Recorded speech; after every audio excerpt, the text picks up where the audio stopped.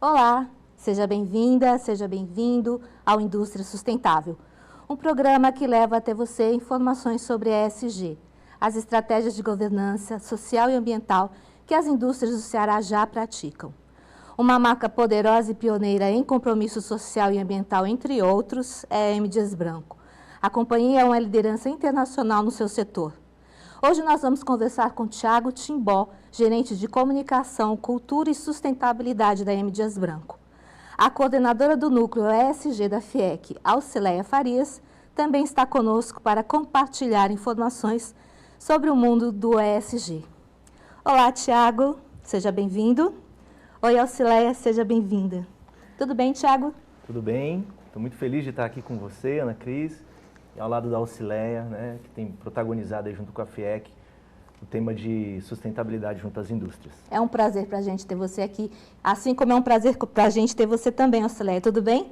Tudo jóia, mais uma vez aqui pela TV Otimista, hoje dividindo espaço com exemplos de sustentabilidade, que é a empresa M. Dias Branco, muito bem representada pelo meu amigo aqui, Thiago Timbó, e a gente quer compartilhar, sim, das boas práticas das indústrias cearenses com todo o público. É isso que a gente vai fazer agora.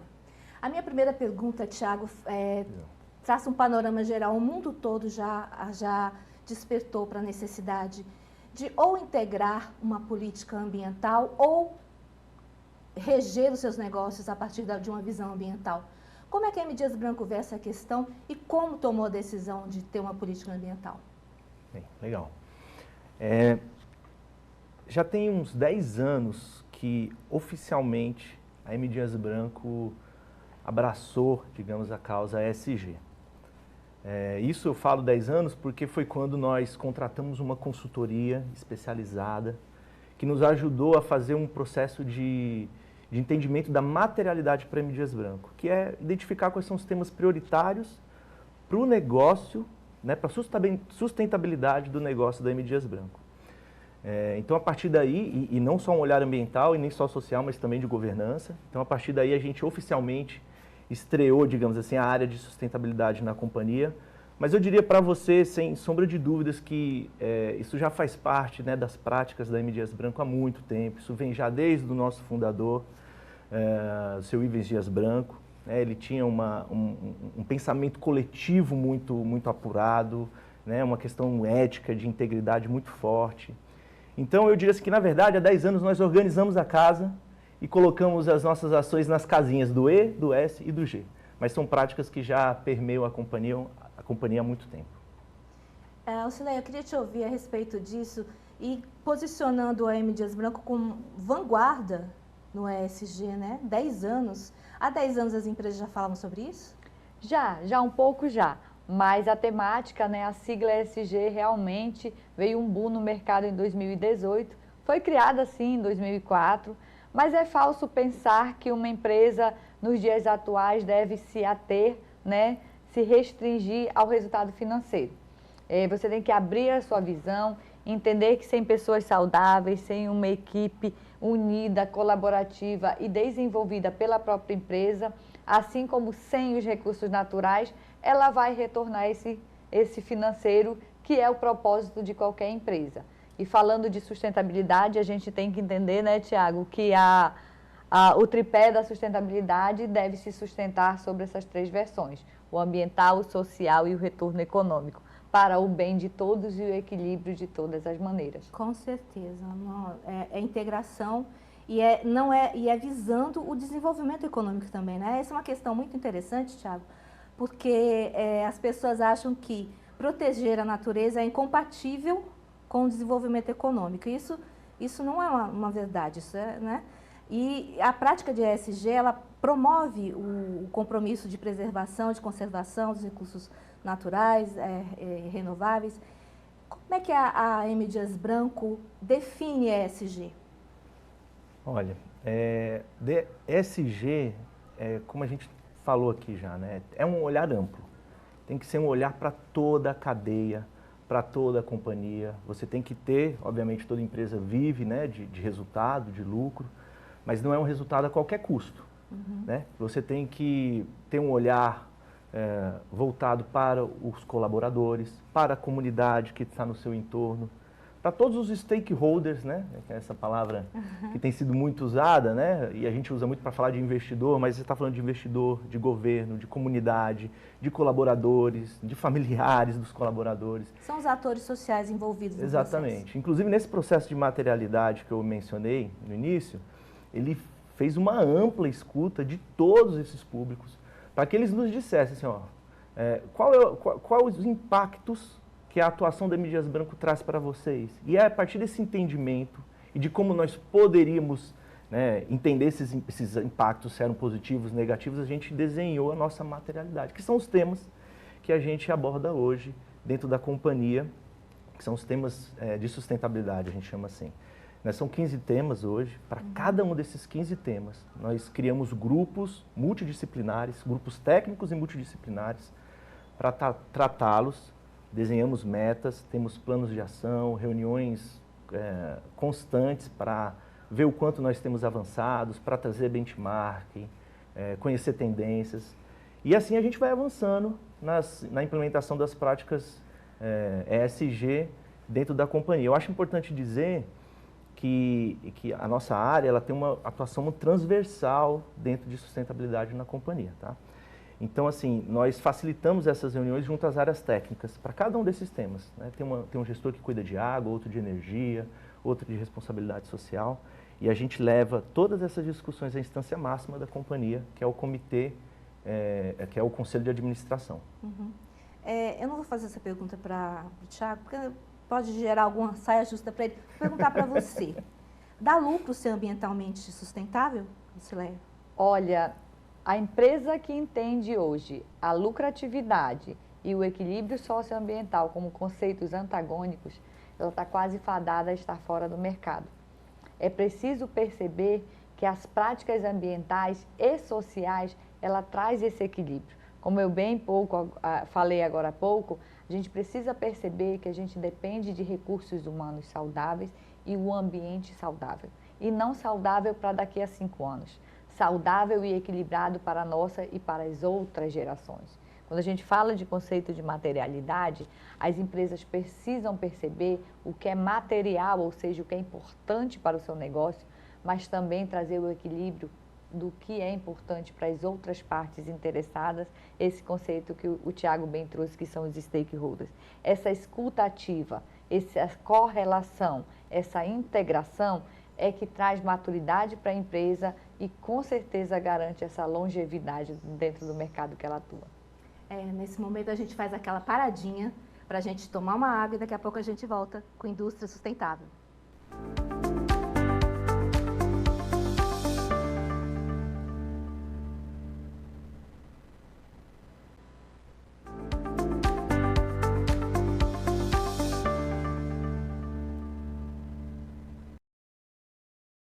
Estamos de volta e agora a gente vai continuar no assunto lucro. Thiago, o mercado hoje ele é regido por algumas regras. O mercado, a gente está falando de mercado financeiro, de mercado de capitais, que é um setor em que as grandes empresas operam, atuam e é importante para o funcionamento, para o crescimento das empresas. Hoje, ser uma empresa verde é um critério indispensável para todas as empresas que querem ter desempenho bom no mercado aberto, no mercado de capitais, na bolsa. Como é que foi o processo da M. Dias Branco, que conquistou o ISE B3, né? Queria que você contasse um pouquinho para a gente como é que foi esse processo. O mercado do Ceará não é um mercado em que a bolsa de valores seja determinante, mas como a M. Dias Branco é uma empresa de atuação nacional e internacional, esse fator é muito importante. Explica para a gente como é que foi. Certo, o ISE, né, que é o Índice de Sustentabilidade Empresarial da B3, é uma carteira que seleciona as companhias que têm comprovadamente práticas sustentáveis incorporadas na sua operação. E eu diria para você que participar da carteira do ISE foi fundamental nesse processo de crescimento da M. Dias Branco nos temas ESG. Nós somos uma empresa de capital aberto e foi meio que natural a gente se candidatar ao ISE. Primeiro, nós respondemos o questionário como forma de aprendizado e aí, a partir do nosso desempenho no questionário, nós pegamos, vimos aqueles pontos que nós poderíamos avançar incorporamos isso naqueles grupos de trabalho que eu lhe falei dos temas materiais, e a gente começou, ano após ano, implementando ações que pudessem nos dar uma melhor pontuação nas próximas edições. Então, é fundamental. Inclusive, uma dica que eu dou para as companhias que querem se tornar sustentáveis é perseguir esses índices, esses selos, como o selo da FIEC, por exemplo, o selo ESG da FIEC, porque você aprende muito, você tem contato com aquilo que o mercado está cobrando das companhias. E aí você vai incorporando essas práticas no seu negócio e evoluindo nessa temática. Hoje, a M. Dias Branco está pelo 3º ano consecutivo no ISE, na carteira ISE da B3, que segundo a B3 nos informa que sempre tem um desempenho médio acima das outras companhias. Qual é o papel da certificação, Cileia? A FIEC tem, a B3 tem, outros órgãos internacionais têm a certificação de empresa sustentável. Qual a importância dessa certificação para os negócios? É uma validação, Cris. É importante dizer também que, apesar do ESG ser uma temática trazida pelo mundo, das ações, pelo mercado de capitais, e o ISE ser uma grande referência, inclusive para o mundo, a nossa Bolsa de Valores nesse tema realmente é bem relevante, é muito importante que você tenha critérios. O ESG, ele é muito de ter rotina, critérios, indicadores, porque identificar quantas ações você tem ambiental, social e de governança é primordial para dar o mapa do caminho, sempre visualizando onde a empresa deseja chegar. E é falso imaginar também que as empresas pequenas não podem conquistar um título como esse. A nossa certificação da FIEC, ela é uma certificação muito equalitária. Ela permite a ascensão a pequenas e médias empresas também, porque a gente vai se tornar grande à medida que a gente cresce de forma sustentável também. É melhor, a gente sempre fala uma frase, que é melhor o feito do que o perfeito. Ou seja, você precisa iniciar uma agenda, identificando o cenário que você atua e lançando metas para o avanço sempre. E identificar isso através de uma certificação credencia você do jeito que o mercado começa a exigir, como o Tiago bem colocou. É uma exigência de mercado. Quem não começar a trabalhar, quando se tornar de forma compulsória, tem gente que vai ficar para trás. E aí é complicado. Com certeza. Tem papéis específicos, Tiago, lá na M. Dias Branco, em relação a... Tem algum investimento que a empresa coloca no mercado que tenha a certificação verde, que seja verde? Olha, a companhia, ela tem... É interessante isso, porque assim, puxa até um pouco aquela sua pergunta sobre o lucro das empresas, no início, os investimentos em sustentabilidade sempre são vistos como custos, No começo é assim. Mas a gente já está num nível de maturidade que a gente enxerga o valor que isso traz para a companhia. Então, eu posso te dar um exemplo aqui. Nós fizemos uma parceria com um parque eólico no Maranhão que vai fornecer energia limpa para a companhia e está totalmente atrelada à nossa meta de ter 90% de energia renovável do escopo 2 até 2030. Quando a gente faz esse tipo de investimento, a gente começa a perceber muitos outros ganhos, inclusive de reputação, que está na mesa aí, que não estavam mapeados no início. Então, assim, a gente começar a virar um mindset e entender de que esse investimento em sustentabilidade, ele agrega valor para a companhia, ele é valor para as empresas. É vontade competitiva, a Cileia acabou de falar isso aqui. Você imagine, eu tenho uma meta de melhorar o índice de satisfação dos colaboradores na companhia. Vou ter que investir em benefícios, em programas, em diversas frentes para que isso aconteça. Mas eu vou ter colaboradores mais satisfeitos com a companhia, que vão trabalhar mais engajados e vão dar melhores resultados. Então, eu digo que todo investimento nesses temas ESG, se forem temas importantes para o seu negócio, que passaram pelo processo de materialidade, eles em si, eles trazem valor para a companhia. Eu vou deixar uma pergunta para vocês, para os dois agora, que eu acho que é uma pergunta importante, pegando esse gancho que você falou. Qual é o papel da educação ambiental e financeira para os negócios hoje? A gente tem já um público que consegue compreender o ganho de reputação, a agregação de valor das empresas que têm uma postura socialmente responsável? Sem dúvida nenhuma. A gente abre os jornais hoje e vê o quanto esses temas são valorizados pela imprensa e pelas pessoas que consomem essas informações. Né? Eu penso que educação ambiental e financeira, né, que hoje é tratada, digamos assim, no ensino médio, né, no longo prazo ela vai trazer pessoas, consumidores muito mais conscientes que certamente vão optar por empresas que já estão avançadas nesses temas. Alcileia. Olha, educação ambiental e financeira tinha que começar desde os nossos primeiros momentos na escola.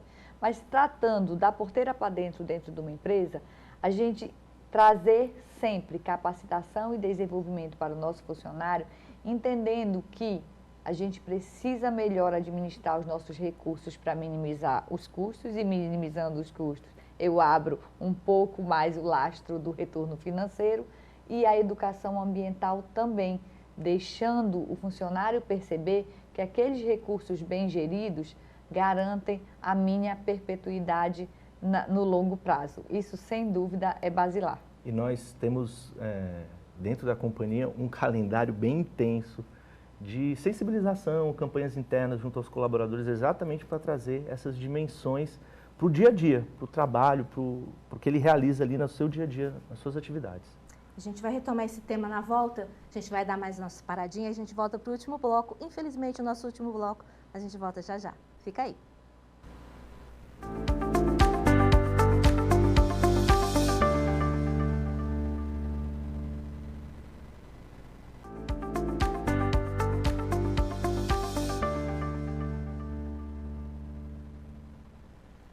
Estamos de volta e a gente vai continuar no tema desenvolvimento ambiental, mas agora eu queria saber de vocês, dos dois, como é que vocês veem as políticas públicas governamentais em relação a desenvolvimento social e ambiental?